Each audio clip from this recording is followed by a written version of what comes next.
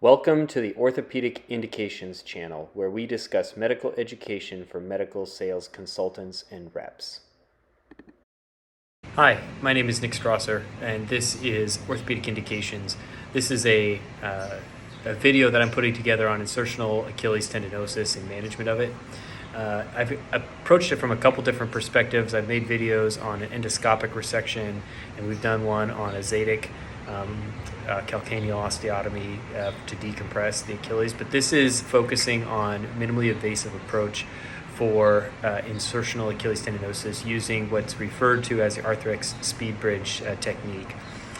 First off, this is not paid for or sponsored by Arthrex. This is just kind of experience with early on with this particular product.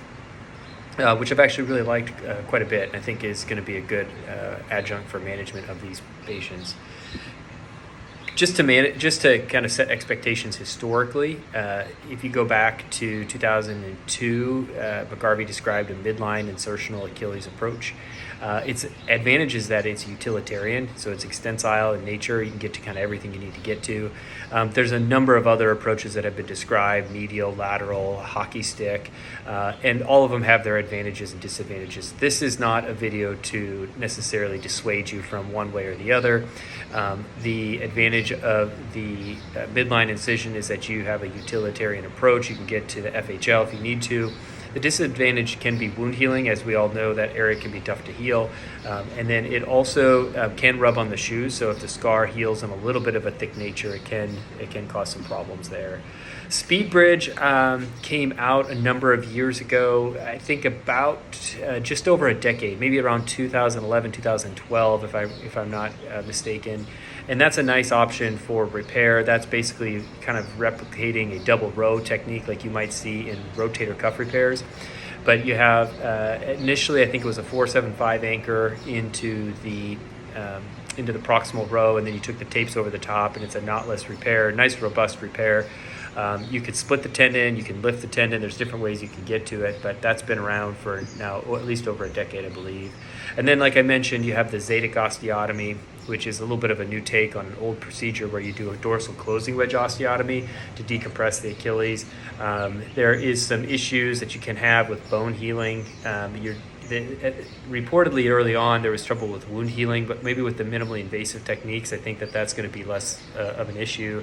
Some dysesthesias because you're working next to the sural nerve, and around like anything about a 10-ish% complication reported. Maybe it's going to be a little bit better if we get some more of the minimally invasive numbers into that as well.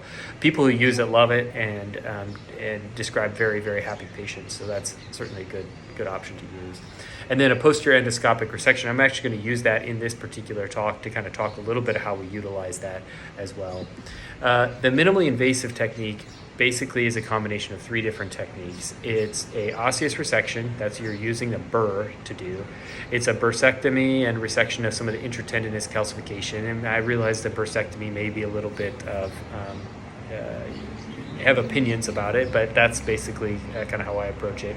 And then a secondary repair with the using that SpeedBridge technique that I mentioned before, but doing it percutaneously instead. So this would be a particular patient that we might see that has this insertional Achilles pathology. Just maybe a word on terminology. When you think about insertional Achilles calcific tendinosis, I refer to this as insertional tendinosis, indicating degenerative changes of the tendon. Tendinopathy can be used to describe kind of a generic pain in the tendon. I like to use insertional versus non-insertional so that I'm distinguishing where the pathology is. So this would be insertional Achilles calcific tendinopathy. A Haglund's deformity is that posterior superior bump that you see in this particular patient, and that's a Haglund's deformity. And then you have a Haglund's syndrome, which is the Haglund's deformity plus the bursitis plus the Achilles tendinosis, so degenerative changes of the tendon, and oftentimes intratendinous calcifications as well. So that hopefully that clears some things up for you. At least that's how I think of things. Achilles tendonitis is generally probably not completely accurate, because that would imply that there's a vascular region, that there's an inflammatory vascular region in that area, and the structure is relatively avascular. So you can kind of forget about, or you don't need to use Achilles tendonitis unless you come to dealing with coders and the billing and coding, because they refer to it as Achilles tendonitis. So unfortunately, maybe not as sophisticated, but it is something that you do need to know. The first part is going to be the osseous resection. I position the patient's prone, and then I will use a regular C-arm to come in to help guide the resection. I use the regular size C-arm. I don't think regular versus a mini doesn't necessarily matter. What I like about the large or regular C-arm is that I can bring it in, I can turn it, position it in the lateral position, I can just leave it there, and then I can work around it to get to everything I need to get to during the procedure. And I do take, like any of these minimally invasive techniques, we're using quite a bit of fluoro to help guide the resection. So I think starting off early, having the fluoro easily accessible, so you're not having to reposition. Position is actually maybe has some advantage. I think once you get a little more comfortable with things, then you can go to using like a mini C-arm if you kind of know the steps of resection. Because this, honestly, for me, when I think about the learning curve, this was the biggest trouble that I had with it, was going from doing a open to this minimally invasive, was making sure that I got that contour of that heel just right, so I don't leave a bony ridge, and it's a little bit harder to see, so you can't tell necessarily on one versus the other. So I've kind of divided this into 4 different steps. I have the resection of the posterior tuberosity. I do that through the distal portals, and I'll actually make those portals first, separate from the more proximal portals. And you'll see what I mean here in a second. Then I'll resect the Haglunds, then I'll do the ridges, the distal ridge, and then I'll do the peripheral, kind of the edges of the calcaneus. So I'm getting that contour down to a smooth cancellous surface. So here's our setup. You can see that I have the patient positioned prone. I'm bringing C-arm in. I can use a C-armor or some sort of drape, and you just leave it there. You don't really have to get many other views. Maybe if you want to get an axial view, that's totally reasonable, but oftentimes you don't even need that. And you can bring it in, and I'm going to make my portals.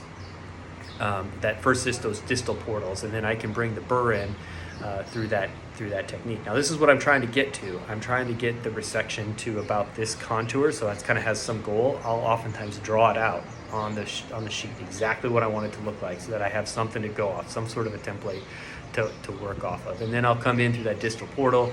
You can see it's always a little bit thicker. It's a little bit thick. You know, you would think that heel sits right there on the skin, but actually a fair bit of distance of subcutaneous fat and tendon in that area that you have to kind of dissect through. So I use a freer, I use a little curved hemostat to kind of get in there, create a soft tissue plane, get my burr down right onto that spur, right onto that next to that intertendinous calcification. And I'm bringing that burr in, and I'm going to sweep from the starting usually on the lateral portal, sweep medial, and then coming through the medial portal and sweeping lateral, so I can contour that down and get that freed up.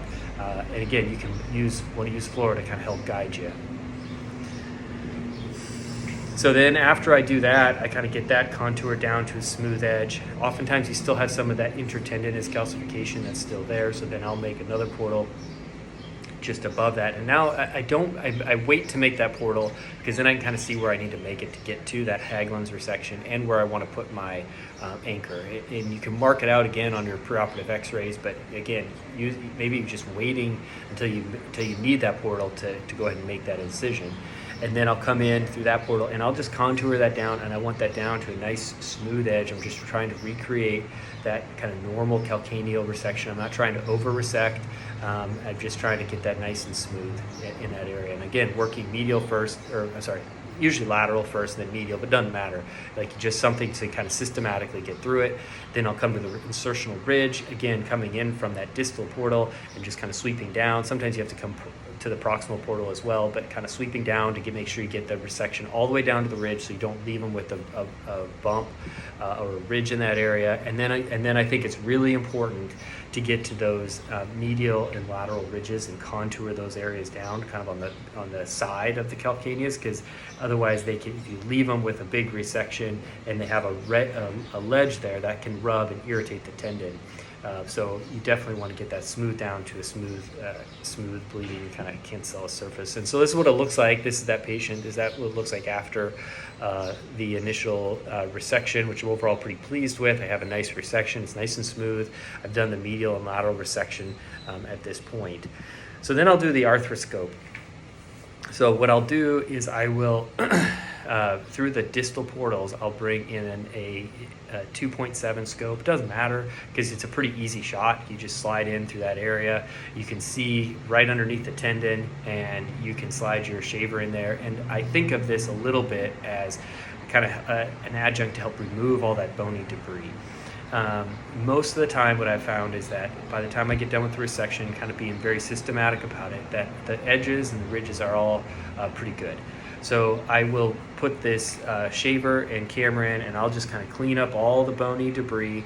I'll make sure the medial and lateral ridges are nice and smooth, and just make sure that I kind of got that all cleaned out. And then the other thing I can help use the scope for is to get rid of any intertendinous calcifications. I've had a few cases where that's still there, even after the burr. Now you can take the burr and try to kind of get to it by getting underneath that area, but I'll use the camera and the shaver, work my way around that fragment, and then usually after just kind of freeing it up a little bit, I'm able to get it out without too much difficulty. So it's kind of a nice adjunct. And then you get the x-ray. Hey, it all looks pretty good. You should be good to go. You can come up then through the proximal portals and do a little bursectomy and do the resection at that level as well.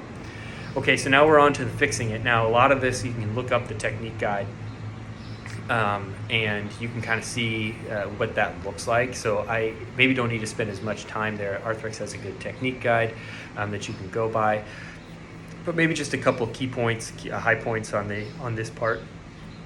You want to drill your distal anchors. Drill for your distal anchors first. Now this is a couple things. One is this: I over insert this wire and I aim it slightly proximal, and I'll do it under fluoro.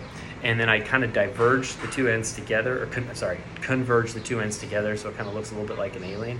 And just making sure that you have enough bone on the medial and lateral aspect, because you don't want to blow through that medial and lateral cortex. And then I'll actually over insert the wire so that it doesn't come out when I'm going in, drilling and tapping.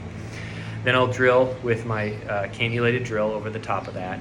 If the bone is hard, which I've had some situations where I didn't have to do a ton of resection, but that bone down in that area just gets compressed over and over and gets really hard, it can be difficult to get the anchors in. So just pay attention to how difficult the tap is. So then I will go ahead, drill with the K-wire, and then I will tap, and then just leave the wires in there at this point, because once you get everything else fixed in that proximal row, it's all going to be brought down to those. So you do both the medial and the lateral side. All right, so these I borrowed these pictures from the technique guide. In this particular technique guide, they actually made a separate medial incision, so kind of did like a mini open technique in this particular one. And that's a good point, that you can make, as long as you make the portals in a reasonable spot, you can actually then connect those together and kind of create you can connect them. If you're having difficulty getting the sutures passed or something that comes up, you can actually then open it up, and you still don't have like a huge incision, it's just a pretty small one, but you can then facilitate passage of the sutures if needed. So now we're going to the proximal row. I'll use fluoro because I want to make darn well sure that I'm in a good spot. That has it has a little bit of a chamfer on it. The slot will be pointed towards the bottom of the foot at that point, and then so you drill, you hold your hand there, and then that anchor goes in. It's a soft body anchor. You have to be, you can't move your hand, because once you drill for that hole, that anchor goes in. Now there's a lot of suture. There's going to be 5 limbs in there. There's a passing stitch that has 2 limbs. There's a repair stitch, that's 1, and then there's the other 2 tapes that are swedged together. So what I make sure to do is I've got my hand, I have everybody's ready to go. So then I drill with my pin, and then I put that soft body anchor in. And it's a little bit hard to get that first kind of started within the guide, so just be prepared for that. But you want to make sure everybody's kind of ready to go so you don't move your hand around. And then you get that in and you tap it in, and it has a black line that you want to make sure you don't go past or over insert past, and then you pop it off. One thing that you want to make sure is you try not to twist it. Sometimes the bone's hard and it's hard, but try not to twist it, just pull straight out, because in theory that twisting could cause some fraying of those sutures. So try not to twist it, just pull it straight out at that point. And then you should have your sutures all pass proximal. Now, the next step is going to be passing your suture tapes, and you want to pass those slightly proximal and slightly kind of inside-ish, if that makes sense. Not like directly next to each other, but just proximal and inside. And then your repair stitch from this knotless anchor portion is going to be slightly outside, and that's going to serve as a ripstop. So that has to be a little bit wider in the tendon. So I'll go ahead and pass my tapes at this point, pull them through, get them out of the way, and then I'll pass all 3 sutures together into the tendon, and keeping those slightly wider than what the tapes are going to be. Now, one thing that I've learned is as soon as you put the anchor in, and before I do any passages of any sutures, what I do is I toggle back and forth the passing stitch to make sure it's not locked, to make sure sometimes there's debris and there's soft tissue in there. It should be totally free, but I just make sure that it passes on both sides, and then I make sure that I do check it again, kind of with each step, because I want to make sure that it can clear any tissue that might get engaged in that, to make sure it doesn't lock up on it, and that'll be important here in a second. So making sure as soon as you get that anchor, before you pass anything, pull those passing stitches back and forth and just make sure they're moving freely. It'll save you some time a little bit later on. All right, so then this is just showing the passage of our repair stitch. That's going to be make up our ripstop, and the passing stitches. And you can see how those are in this picture. It's going to be slightly wider than what the tapes are, because the tapes are going to lay over the top of that. And then now you can see that we have we are pulling those repair stitches through the sub-Q, out through that portal again. And then we're going to use this a freer, a small hemostat, to work our way from medial to lateral, and we're going to pass you're going to pass the repair stitch from the medial side to the lateral, and from the lateral side to the medial. And what that's going to do is create a bridge between the two of them. So basically you're locking the repair stitch from one of the anchors into the knotless mechanism of the other anchor, and that's going to create this bridge that now we can pull the tapes over the top of, and that'll kind of reinforce things so that you're pulling against not just tendon but also some suture into that area to lay that area completely down onto that calcaneal resection.